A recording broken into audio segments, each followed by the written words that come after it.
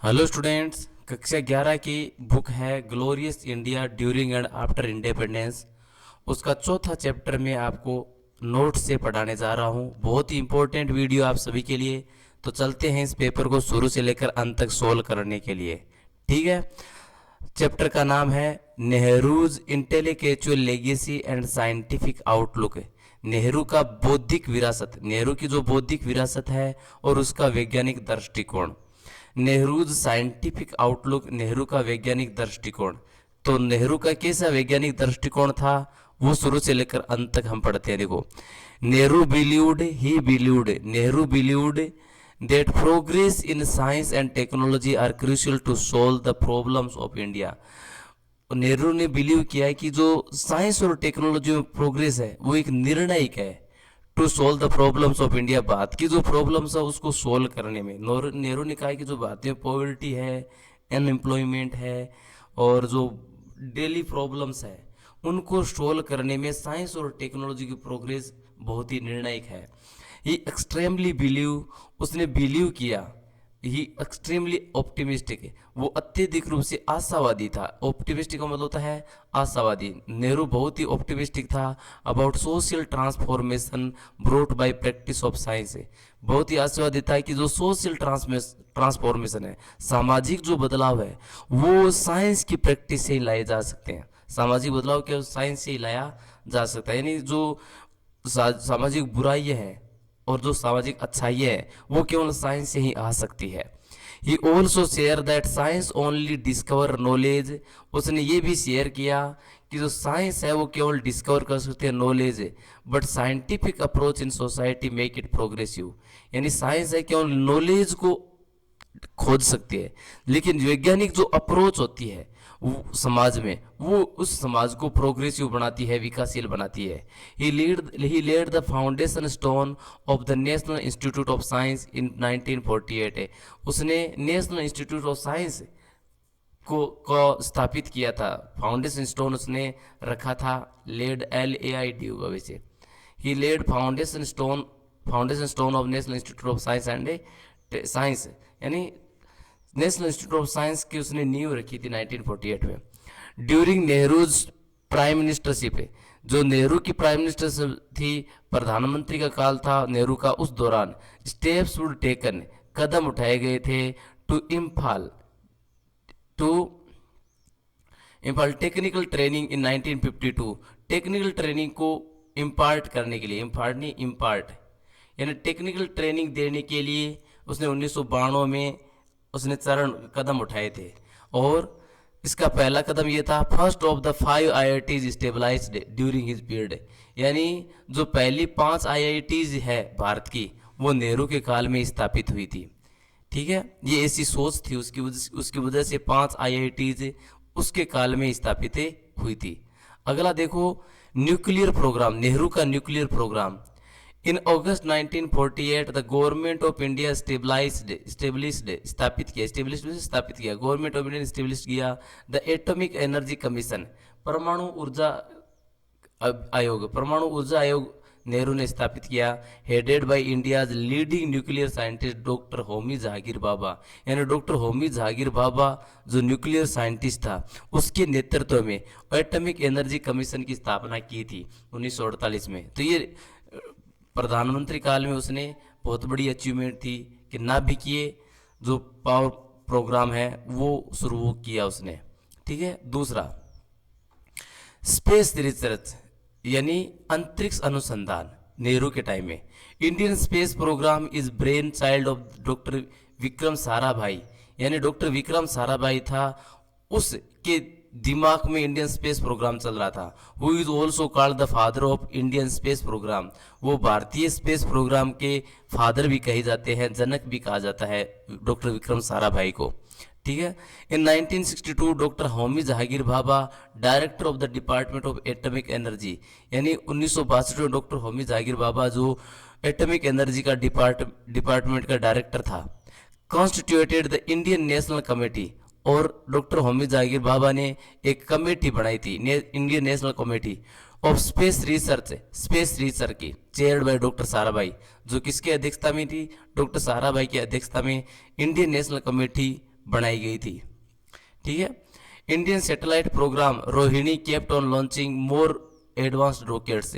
और उस टाइम में जो भारतीय सैटेलाइट प्रोग्राम थे, भारतीय सैटेलाइट प्रोग्राम जिसका नाम था रोहिणी, भारतीय सैटेलाइट प्रोग्राम जिसका नाम था रोहिणी, केप्ट ऑन लॉन्चिंग, ये लॉन्च करता रहा मोर एडवांस्ड रॉकेट से, अधिक एडवांस वाले रॉकेट वो लॉन्च करता रहा रोहिणी।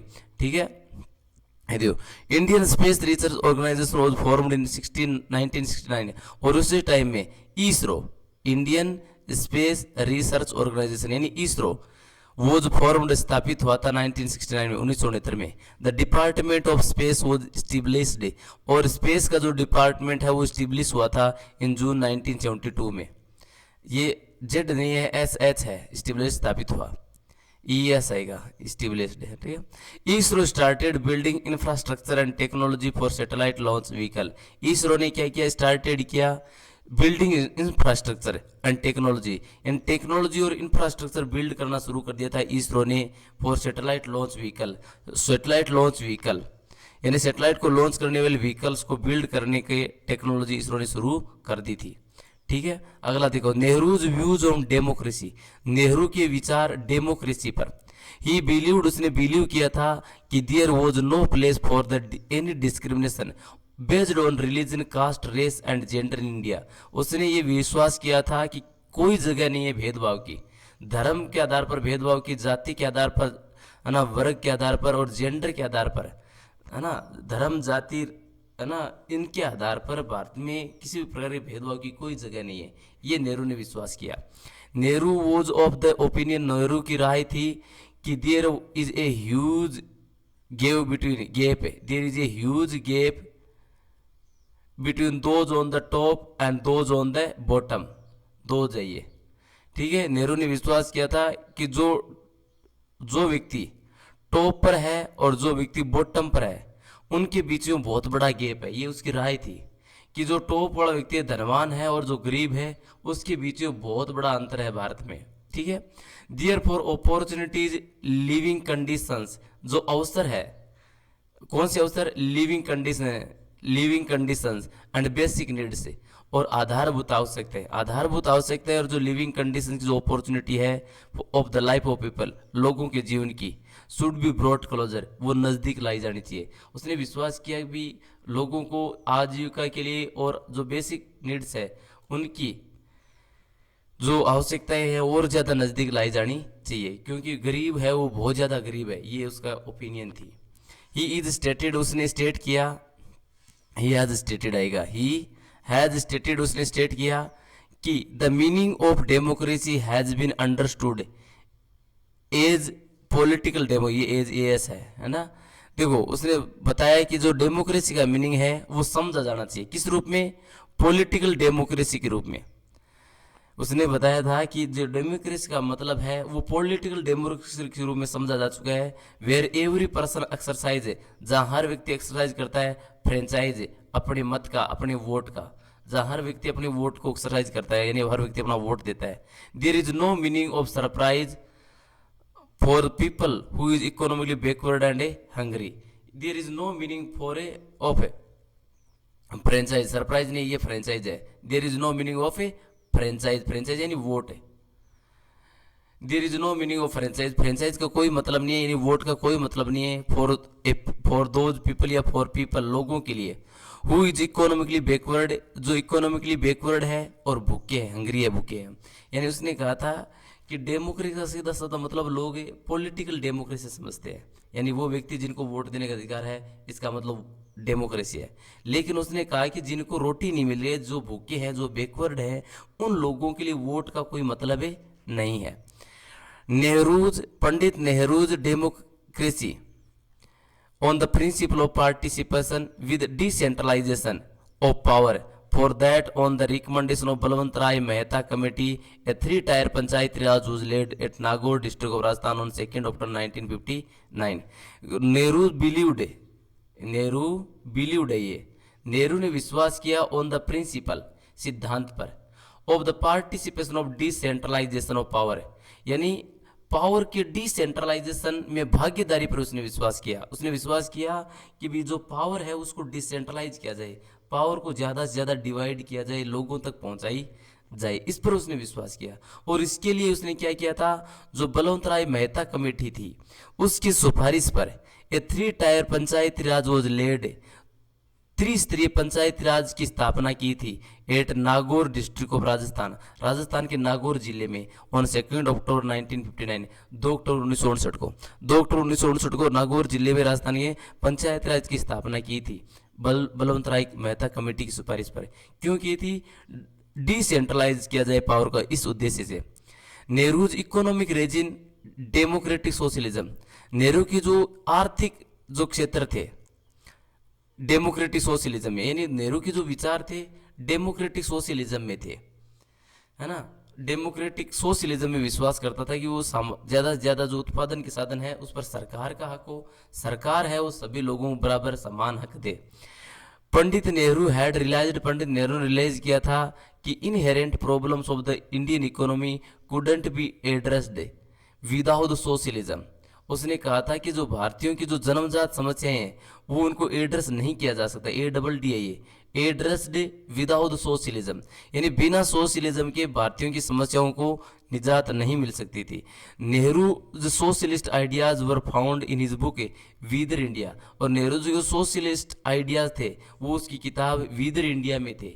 नेहरू ने भी विश्वास किया था कि जितने भी जो उत्पादन के साधन है, रिसोर्सेज है, उन पर पूरे समाज का हक हो, सरकार का हक हो, और वो उन संसाधनों को सही मात्रा में सभी लोगों में डिस्ट्रीब्यूट करे। जितने भी IIT है या जितने भी जो रिसोर्सेज है, जितनी भी संस्थाएं हैं वो सरकार चलाए और सभी लोगों को बराबर हक दे। नेहरू स्टेटेड STA है ये, नेहरू स्टेटेड, नेहरू ने स्टेट किया था, नेहरू ने बताया था ultimately peaceful progress is the path to democratic progress है। उसने बताया था कि जो पीसफुल प्रोग्रेस है वही डेमोक्रेटिक प्रोग्रेस का रास्ता है, यानी शांतिपूर्वक जो प्रोग्रेस है वही लोकतांत्रिक प्रोग्रेस का रास्ता है। The ultimate goal is economic democracy, और अंतिम जो लक्ष्य है वो इकोनॉमिक डेमोक्रेसी का है, यानी इकोनॉमिकली सभी लोगों में बराबर अधिकार मिले, आर्थिक रूप से सभी लोग सक्षम बने, ये उसका उद्देश्य था, इरादा था। Where the difference is between the poor and rich will come to an end, यानी इकोनॉमिक डेमोक्रेसी वो जिसमें धनवान और गरीबों के बीच जो डिफरेंस है, पुअर और रिच के बीच जो डिफरेंस है, भेदभाव है, वो समाप्त हो जाए। ऐसी इकोनॉमिक डेमोक्रेसी का उसका लक्ष्य था नेहरू का। नेहरू फर्दर एक्सप्लेन, ब्रदर नहीं है फर्दर है, नेहरू फर्दर एक्सप्लेन, नेहरू ने और एक्सप्लेन किया कि अंडर दिस सिस्टम, कि इस सिस्टम में capital and other economic resources है, कैपिटल और अदर इकोनॉमिक रिसोर्सेज है विल नॉट बी कॉन्सेंट्रेटेड, कि जो पूंजी और अन्य इकोनॉमिक संसाधन है वो कॉन्स्टेंट नहीं होने चाहिए in the hands of the capitalist class से, कैपिटलिस्ट क्लास में, यानी केवल पूंजीवादी क्लास में ही, केवल पूंजीपति लोगों के पास ये संसाधनों और पूंजी का केंद्र नहीं होना चाहिए। यानी वो पूंजीपतियों पक्ष ऐसा नहीं, पूंजीपतियों को हटाना चाहता था। उन्होंने कहा कि भी जो पूंजीपति है उनके बीच में और गरीबों के बीच में एक रास्ता होना चाहिए ताकि उनके डिफरेंसेस कम हो, धनवान ज़्यादा धनवान नहीं हो, गरीब भी ज़्यादा गरीब नहीं हो, मीडियम स्तर के लोग होने चाहिए, उनका तरीका था। ठीक है। आइडियाज ऑन सेक्युलरिज्म, नेहरू का विचार धर्मनिरपेक्षता पर, पंथ निरपेक्षता पर। The only way to stop communism and mutual difference is to, यानी देखो ये डिस्टर्बेंस है या डिफरेंस है, डिफरेंसेज, यानी सांप्रदायिकता और भेदभावों को रोकने का एकमात्र तरीका है, वो क्या है ना, सेक्युलर डिफरेंसेज नहीं, देखो Nehru religious differences and learn to respect all religions, है ना, ये है नेहरू रिलीजियस डिफरेंसेज, वह डिफरेंसेज को मुक्त करता है और सभी धर्मों को रेस्पेक्ट करना सिखाता है। यानी जो सेक्युलर है जो वो भेदभावों को खत्म करता है और सभी धर्मों को रेस्पेक्ट करना सिखाता है। State must respect all religions and treat them as equal, और राज्य को, सरकार को सभी धर्मों की रेस्पेक्ट करनी चाहिए। राज्य और सरकार है उसको सभी धर्मों की रेस्पेक्ट करनी चाहिए और सभी धर्मों को एक साथ ट्रीट किया जाना चाहिए। There should not be any state religion, राज्य का कोई धर्म नहीं होना चाहिए। And state should give any preference, state should not give any preference, और स्टेट को, राज्य को कोई प्रिफरेंस नहीं देनी चाहिए, प्राथमिकता नहीं देनी चाहिए किसी भी धर्म की। प्रिफरेंस होते हैं प्राथमिकता, यानी स्टेट को किसी भी प्रकार की किसी धर्म पर प्राथमिकता नहीं देनी चाहिए। Politics must be kept separate from religion, और धर्म से, राजनीति धर्म से अलग होनी चाहिए, यानी धर्म के आधार पर राजनीति नहीं की जानी चाहिए। ये नेहरू के विचार थे सेक्युलरिज्म पर। उसने कम्युनिज्म और म्यूचुअल डिफरेंसेस को कम करने के लिए निम्नलिखित तरीके बताए थे कि जो डिफरेंस है क्लासों के बीच में वो कम होना चाहिए, और सभी धर्मों के बीच में म्यूचुअल रेस्पेक्ट होना चाहिए, आपसी सम्मान होना चाहिए। State must respect all religions, और राज्य को सभी धर्मों की रेस्पेक्ट करनी चाहिए, सभी को इक्वल ट्रीट किया जाना चाहिए। ठीक है, राज्य का कोई धर्म नहीं होता और राज्य को किसी भी प्रकार के धर्म पर प्राथमिकता नहीं देनी चाहिए, और पॉलिटिक्स को धर्म से अलग रखना जाना चाहिए। आइडियाज ऑफ नेशनलिज्म, जो नेहरू के विचार है नेशनलिज्म पर क्या थे वो देखो। ये सेड, उसने कहा था nationalism is a strange concept, कि राष्ट्रवाद है वो एक अजीब अलग कॉन्सेप्ट है। विच गिव्स विद नहीं है, विच है, जो देता है life, progress, power and unity. उसने कहा था कि जो नेशनलिज्म है वो एक अलग ही कॉन्सेप्ट है, जो जीवन को प्रोग्रेस देता है, पावर देता है और एकता देता है ना। राष्ट्र है वो पावर और यूनिटी दोनों देता है।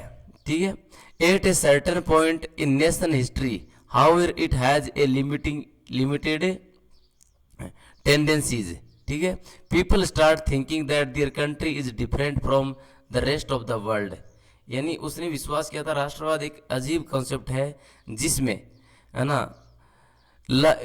Which gives the life, progress, power and unity.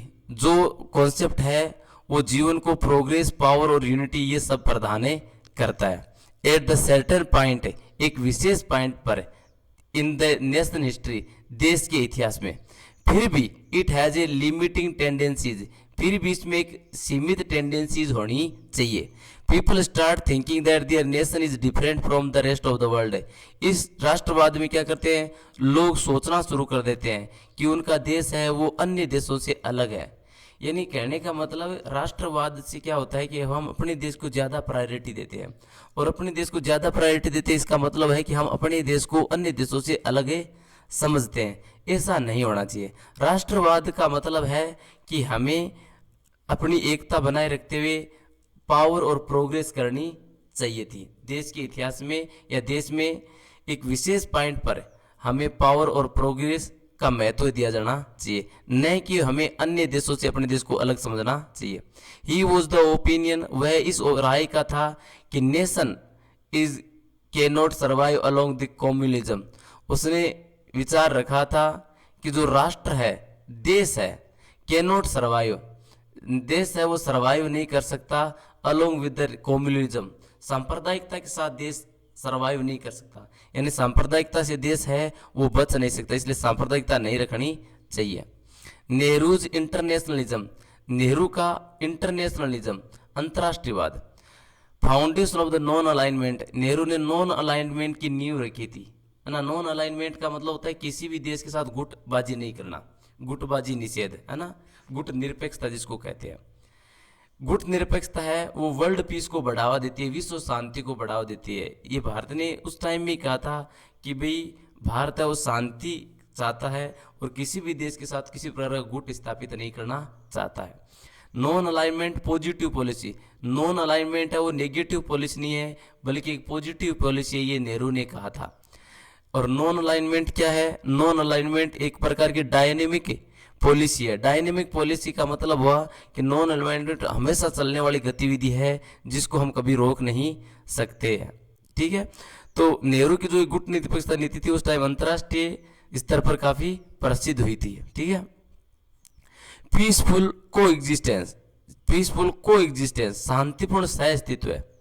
और characteristic of non alignment, non alignment की चरित्र विशेषता होनी चाहिए। शांतिपूर्ण सह अस्तित्व यानी सभी विश्व के सभी देश है वो शांतिपूर्ण एक साथ रहे और गुट निरपेक्षता की विशेषता बनाए रखे। ये नेहरू के विचार थे अंतर्राष्ट्रीय स्तर पर, गुट निरपेक्षता पर उसने विचार दिए थे। दूसरा है Panchsheel, to respect the territorial integrity and sovereignty of the other nations. Panchsheel सिद्धांत दिए थे नेहरू ने विश्व की शांति को बढ़ाने के लिए। 5 सिद्धांत दिए थे, बहुत इंपॉर्टेंट है पंचशील सिद्धांत नेहरू के। पहला सिद्धांत है, नेहरू ने कहा था to respect the territorial integrity and sovereignty of the other nations. Nehru ने कहा था कि जो क्षेत्रीय इंटीग्रिटी है उसकी रेस्पेक्ट करते हुए अन्य राष्ट्रों की संप्रभुता का आदर करना चाहिए। यानी एक देश दूसरे देश की जो संप्रभुता है, जो एकता है, उसका आदर करना चाहिए, न कि दूसरे देश की एकता को विखंडित करना, दूसरे देश के क्षेत्र को लेना, ये नहीं होना चाहिए। Non interference in the internal affairs of the another country, दूसरे देशों के जो इंटरनल अफेयर्स है उसमें हस्तक्षेप नहीं करना। दूसरे देशों के अंदर क्या चल रहा है उस पर किसी प्रकार का हस्तक्षेप नहीं करना चाहिए। Not to attack the another country, और दूसरे देश पर अटैक नहीं करना, है ना। अनाक्रमण, अनाक्रमण का होता है किसी प्रकार का अटैक नहीं करना। टू इनकरेज म्यूचुअल कोऑपरेशन, और हमेशा एक देश दूसरे देश को क्या करे, म्यूचुअल कोऑपरेट करे, यानी पारस्परिक रूप से सहयोग करे, ठीक है। To follow the policy of peaceful coexistence, और हर देश दूसरे देश की जो शांतिपूर्ण सह अस्तित्व की नीति है उसको फॉलो करे।